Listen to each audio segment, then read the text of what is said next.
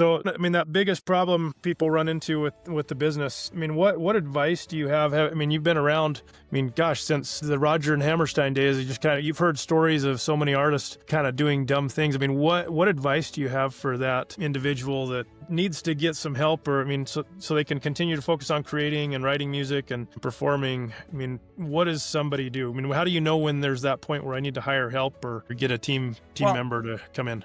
There's a lot of pieces to the team, right? There's a lot of different areas of the team. There's the team that gets you the gigs, the tour manager, if you want to call it, or something like that. If you're starting to become successful, you want to get into bigger venues and make more money. So you can't just do that on your own. You need somebody who is involved with that. Well, welcome to the podcast today. My name is Jason Tonioli, and this is the Successful Musicians Podcast. My special guest today is Mark Spear. Mark is a true expert in the publishing and royalty administration world for music. He's the president and CEO of Royalty Solutions. It's a company that he actually founded back, I think it was 2009, Mark, with the goal of providing kind of transparent and efficient royalty processing and publishing services for artists. And I know you work with labels and publishers around the world as well. So you've been at this for a long time. It's been a ride for the last 20, 30 years for sure. As you've Yes. you've been on this ride. What I find interesting, as I've kind of done a little bit of research on you, though, is your family. It goes back a long, long time that you've been kind of family legacy in the music industry. But your background is actually you were a computer guy, and you've got your MBA, but you were also you worked at IBM and Credit Suisse. So I got a fellow banker on the call with me today. My guess is spreadsheets and numbers are something that makes you happy, kind of like with me sometimes when I'm looking at data and numbers. I mean, my family's has been in the music business since 1921. I have my ASCAP membership is 1921.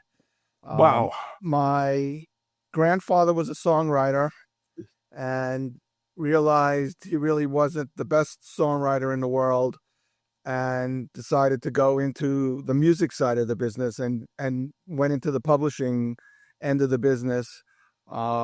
He was involved as general manager of Chapel Music when it was just Chapel, not Warner Chapel, in the 40s, and was really involved with Rodgers and Hammerstein and all the Broadway shows back then in the 40s, because that was a lot of the big music that was selling. Sheet music for Broadway shows was like a big selling thing. So that's where he started it. He went into business for himself after that. And my father joined the business in the 1950s and continued working until he passed away in 2003. I joined the company after, again, being a computer science person and getting an MBA and working 10 years at Credit Suisse. It just became time to move on, and my father was looking to retire or semi-retire, so I joined the company in 2002, working with him. And then when he passed in 2003, I took over the company, and it was a publishing company, and we had a lot of big songs. We represented What a Wonderful World and all the works of George Weiss, and Santa Claus is Coming to Town, the works of Larry Stock, which is You're Nobody Till Somebody Loves You, and Blueberry Hill. We represented some niche groups, Black Ivory, which was a cult group in Harlem in the 1970s, which music has been sampled so many times. It's crazy. They had a unique sound, and So I kept. I'm just trying to go through. We also represented Louis Prima, Jump Jive and Well. So we had a very large catalog. But most of the catalog was on administration, on short-term contracts, and handshake deals for the most part. Really, I mean, there was paperwork, but they were one-year contracts. And what happens?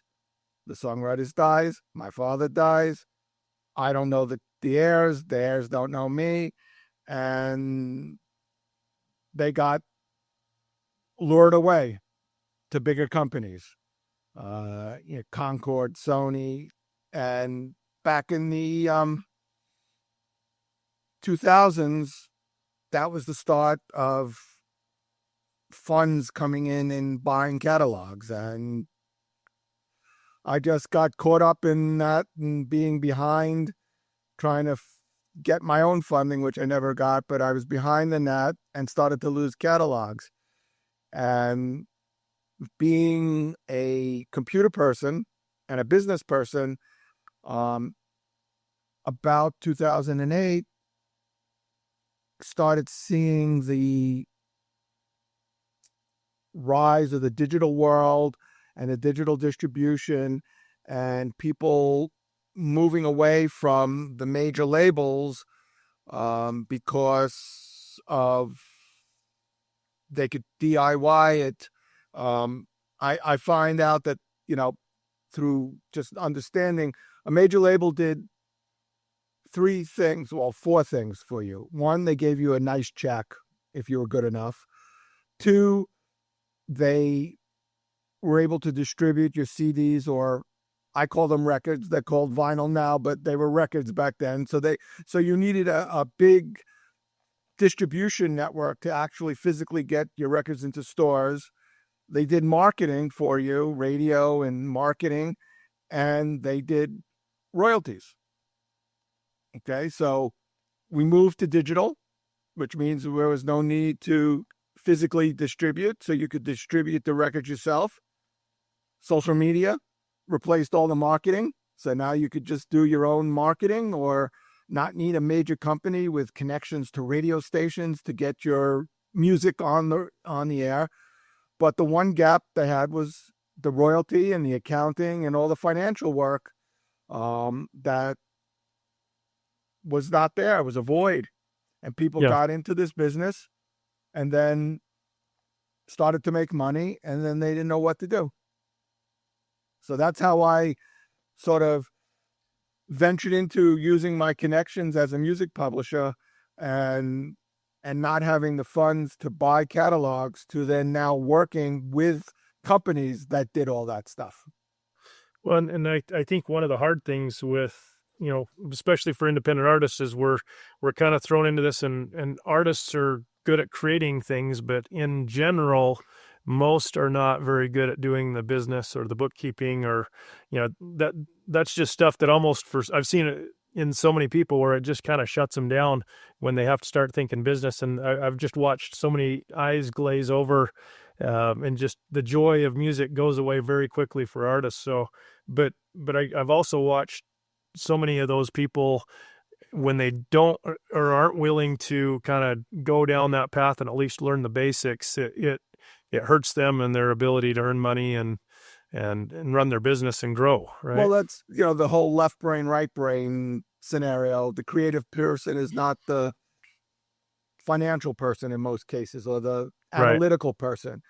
Yep. And, what generally happens, or just the flow, is that most artists are doing the music as a hobby, and they get to a point where the hobby becomes a job, and they don't know how to do the job. They know how to do the hobby part of it, but now we're starting to make money and starting to have to deal with a lot of business sides of the music, and it just falls short.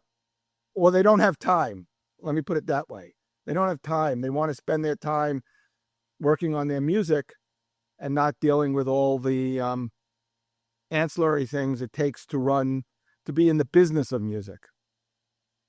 So what, I mean, that biggest problem people run into with the business, I mean, what advice do you have? I mean, you've been around, I mean, gosh, since the Roger and Hammerstein days, you've heard stories of so many artists, kind of doing dumb things. I mean, what advice do you have for that, individual that needs to get some help, or I mean, so they can continue to focus on creating and writing music and performing? I mean, what does somebody do? I mean, how do you know when there's that point where I need to hire help or get a team member to come in? There's a lot of pieces to the team, right? There's a lot of different areas of the team. There's the team that gets you the gigs, the tour manager, if you want to call it, or something like that. If you're starting to become successful, you want to get into bigger venues and make more money. So you can't just do that on your own. You need somebody who is involved with that. And then once you start recording, you need to figure out who is going to be your distributor and what the best distribution plan is and how what they're gonna offer you and what percentages, because people don't know what the right deal is. You know, they're looking. A lot of people look for the money now instead of the money later. Like, it's always, do you want less money now or more money later? And that philosophy is based on, well, do you think if I'm going to be successful, I want more money later. If you think I'm just going to take the money and stop, or don't think I'm going to be that successful, I'll take the money now, be my quote one-hit wonder, and retire on it. Right. You know, because those deals, that's how they're structured. They lock you in, and in essence, they're giving you a bank loan at a very high interest rate, assuming that you're going to recoup the advance, right? If you're not going to recoup the advance, or you don't think you're going to recoup your advance, then take it and you're stealing their money. Right. But if you think you're going to recoup the advance, then in essence, they're giving you a bank loan at a very high interest rate. And I guess the question, if you're that artist, how do you know which it's going to be, right? And the beauty of it now is it's become, as an independent artist, you can now pretty much do most of that on your own, and there's not near as much need, I guess, these days. But I'm guessing that as an independent artist, there's probably a lot of things that people are missing when it comes to collecting royalties and just publishing rights. Just all the money. There's probably things left on the table that you guys just shake your head, having been around this industry for so long. And right. So, as an independent artist, and I'll even go back, not even an artist, but more of an independent songwriter. Okay, it's important that your songs get registered in all the right places. Okay. I've heard people say, well, I registered with ASCAP or BMI. Oh, that's not going to really help matters. Okay. You need to register in all the right places. Streaming income, you have to register with the MLC in the United States. I have stuff on YouTube. Well, you got to tell YouTube where that it's your money. You want to monetize. YouTube produces a lot of money. TikTok, Facebook, all these places, they just don't send you the money. You got to tell them, this is my song and you should pay me. And it takes, and I'm just talking about in the United States. Now you're talking about everywhere, because now when you release your song in through a distribution company, it's being released throughout the world. Mm-hmm. Right? So there could be sales in England that, someone picked it up and all of a sudden you're getting sales. And if you're not registered there, you're not going to get your publishing royalties. You'll get your streaming royalties, but your publishing royalties will just go into a black box and you'll never see them. And I figure that publishing royalties are about 25% of your distribution royalties. So if you make $100 distribution, you should have $25 in publishing income at a minimum. Interesting. Well, and so, and I think the thought is, okay, I released my song through TuneCore or DistroKid. Too Lost, I think, is another one that's kind of an up and comer. That a lot of my old songs back even before TuneCore was a thing. I've Reverb Nation is one that I've released some of my tunes under. So if I'm an artist and I've done the DistroKid TuneCore thing, which I think the bulk of newer songs that are independent have gone through those types of places, are people just totally missing out on that, and they don't even know what they're not doing anything with the publishing. Gotcha. Now, yes, TuneCore offers publishing. All these companies quote offer publishing, but they don't offer the service. It's just really an automated type of situation. And I've had a lot of clients come to me and said, we're with them and they're doing such a poor job. Or what else? They don't know that they're doing a poor job. Yeah. Okay. Till we get in and look at it and say, well, they're not collecting here, they're not collecting there. And they're losing out on revenue. Yeah. So with I know you guys will sometimes do audits for companies. I mean, as an independent artist, let's say you've got an artist that's made $100,000, or let's just keep numbers simple, like $100,000 in streaming revenues. I mean, would you typically expect to find that $25,000 that they just haven't collected? In publishing income? Yes, probably. Just free money that they didn't even realize they have. Is there like a timeline that people, you lose it after 7 years, or is there a certain timeline? It's like 2 to 3 years. Really? It's 2 to 3 years, because right now what the MLC does, because now it's the new organization, they're being very transparent. I get a week as a member, you get a monthly report of unmatched songs. So it's like, here's all the songs that earn money this past month, but we don't know who to pay. Yeah. And it's a big spreadsheet. I'm sure. Well, I still remember, this was several years ago. I got somebody reached out to me from Sound Exchange, and they were like, hey, we have this check for like $15,000 or $18,000 that is yours. We want to send you money, but we need your bank account. And so the banker in me is like, okay, somebody's asking me for a bank account. This has got to be a fake thing. But they were persistent to the point where I'm like, okay, this is either a Nigerian prince scam or these are for real. And I ended up getting a very large check, which was amazing. But for those, Sound Exchange is another source that people do not register. I mean, yes, it doesn't pay terrestrial radio, but it does pay internet, and Sirius pays them. And so if your songs are on there or on other streaming platforms, again, money's out there that if you don't tell them who to pay, you won't get paid. At least in your case, they knew who to pay. They just didn't know how to pay. Right. So talk a little. I think people have heard a lot about MLC. So just for those that maybe aren't familiar with MLC, what is it, and what do people need to know about MLC? So the MLC is the Mechanical Licensing Collective. It was created in 5 or 6 years ago, when there was a Music Modernization Act passed by Congress, and this empowered a independent organization to collect and distribute streaming income. Okay. And what was the issue prior to this is that the labels and the DSPs, Spotify, Pandora, Apple Music, if they didn't know who to pay, they kept the money.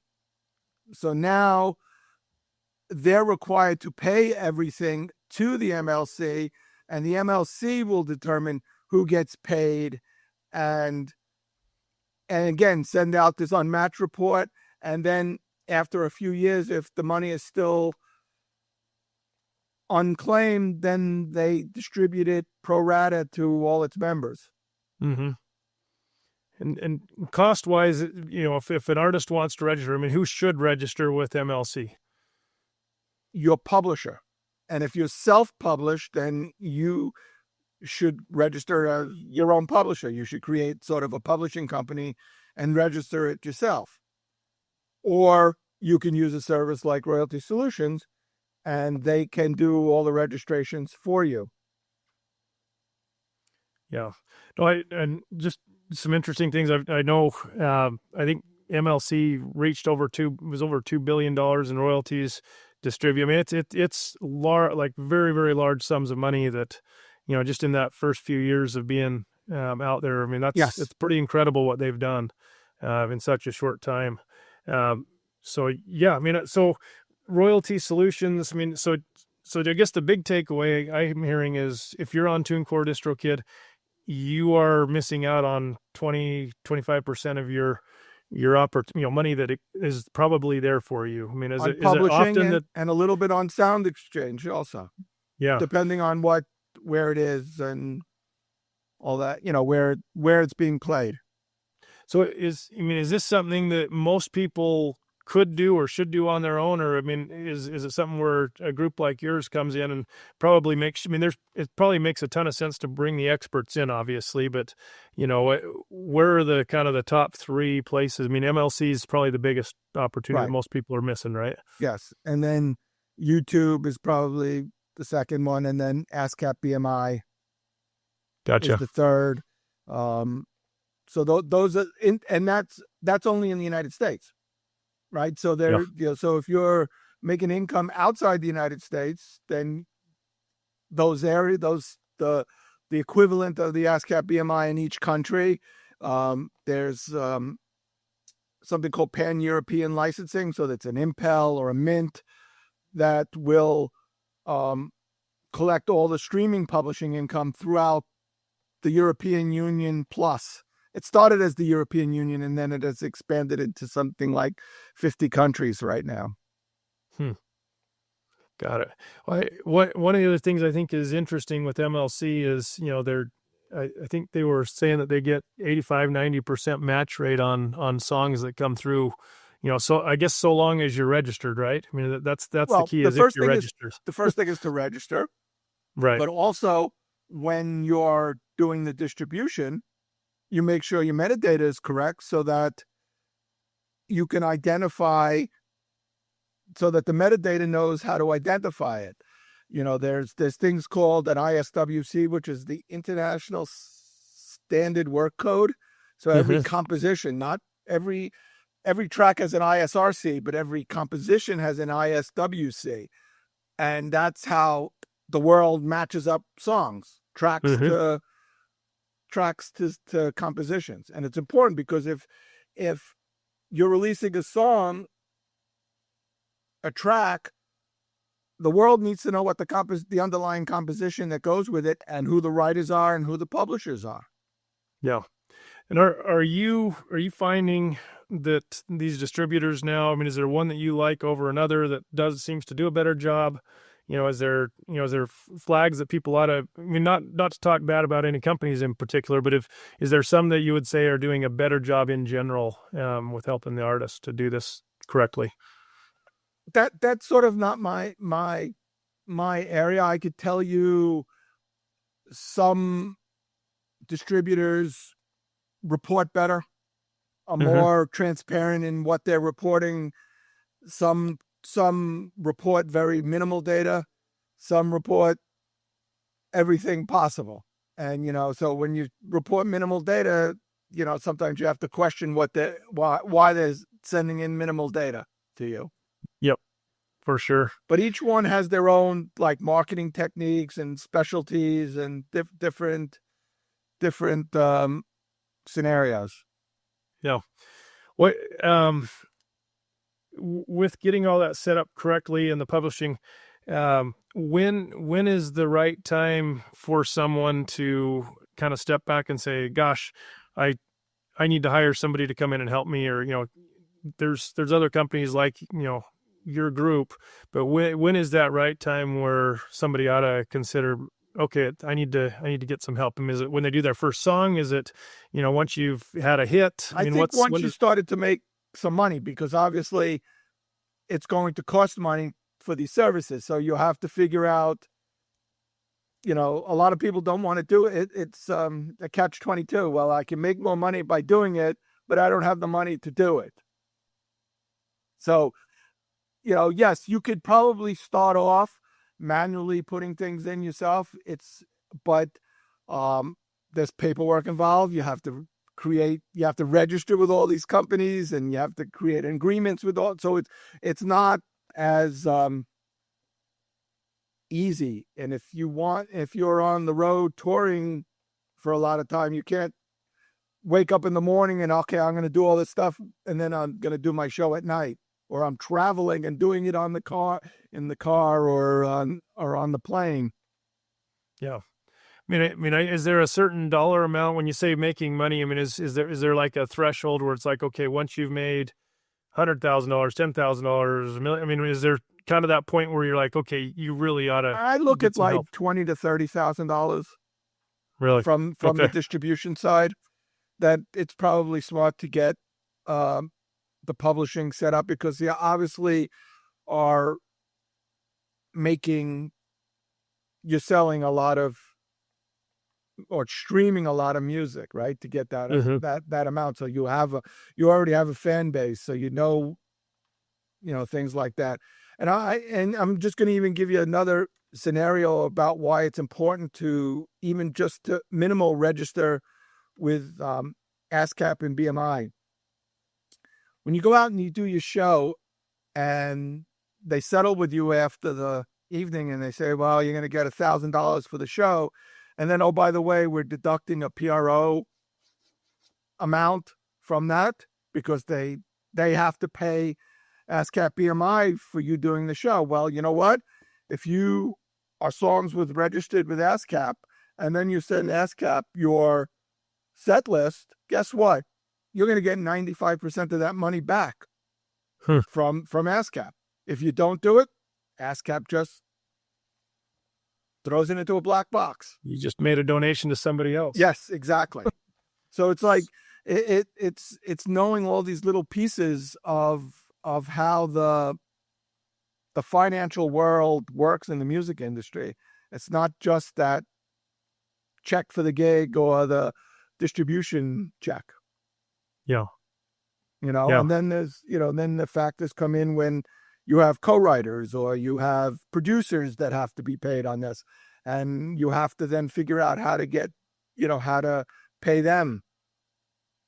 So there's a lot of different pieces once, it's not just you. Well, and I think the hard part is there's a lot of good intentions that go into it, and then it's probably would make people's head spins to know the amount of money that should have been paid out to somebody that never was, oftentimes because somebody didn't know any better, right? Yeah. Well, it's not that they don't know better, but B, it's not that they don't know better. They just don't know. They just don't know what they don't know. Right. And that's what happens, touring, people make a lot of money touring, and they think that's all I need. Yeah. Interesting. Well, Mark, I think this is a topic that every artist really ought to kind of, this is good information. Your group, I know, Royalty Solutions, if somebody wants to go and learn more about, I know you guys have a lot of resources on your website. They're really helpful.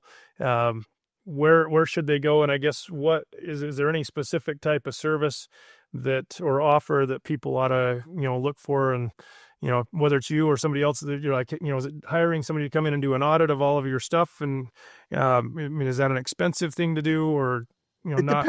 It depends on how much, our audit services are billed on the hour. So it depends on, how many songs, how many years you want to audit. So, and what the analysis has to be. And obviously the more we find, the longer it takes. If it's all squeaky clean, it's not going to take very long, because it's all going to be there. And publishing administration, we do it we call it a white label publishing administration, which means we're not administering your catalog, we're managing your catalog. And we work on a fee-based system and not a percentage-based system. So if you go to a company like a Song Trust, which is a lot of people have been using, or a Cobalt, or even TuneCore's publishing arm,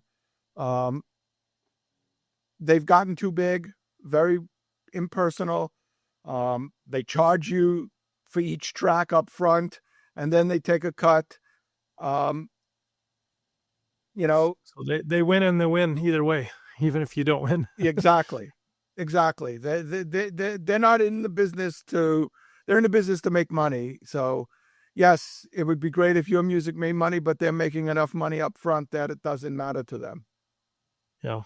And then if you become important, then they'll really concentrate and go and work on your music.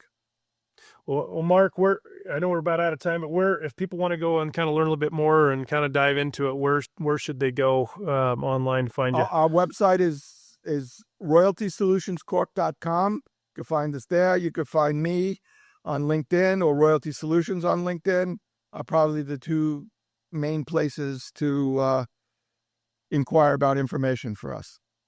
Awesome.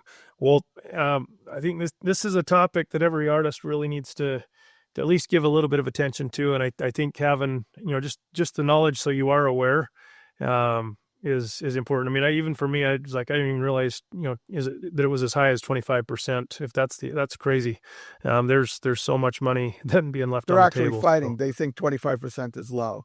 They think it's Publishers low. Association. It should be more, but it's been going up. Okay. Got it.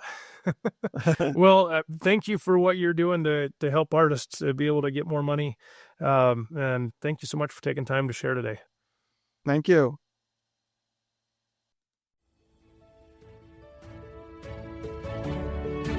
Hey, it's Jason here, and I hope you've gotten a lot of value out of this episode. Be sure to check out our show notes to learn more about our guest today. And if you'd like to support our podcast, there's a few things that you can do to help us grow. First, if you hit subscribe, it will help ensure that you don't miss a future episode. Second, if you'll share it with your friends on social media or send it via email or message, it helps us spread the word as well. And third, if you leave an honest review, it really helps with the algorithms so that other people can find our podcast. Finding success and fulfillment in the music industry is possible, and I look forward to seeing you on our next episode.